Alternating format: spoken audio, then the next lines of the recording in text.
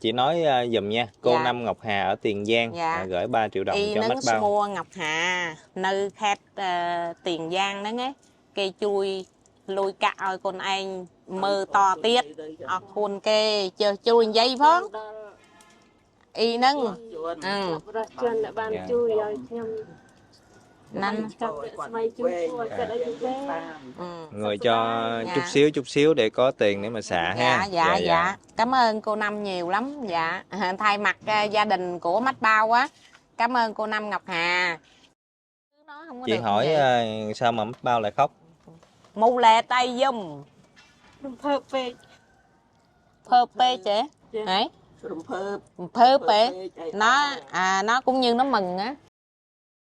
Chị hỏi là ở trong ngôi nhà chung á có vui không? Nơi Mấy tem chị nặng đó em nghe đối xử làm tem nặng sao? dương nơi tem nặng tri à son đó nghe bon bon phải ôn nâng họp ăn kia sờ lạnh dương ót cha sờ lạnh như độc an dương thầm đa đôi tục đôi bon đôi ôn đôi côn đôi trao đôi con kia chứ.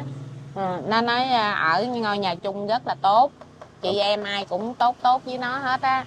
Dạ.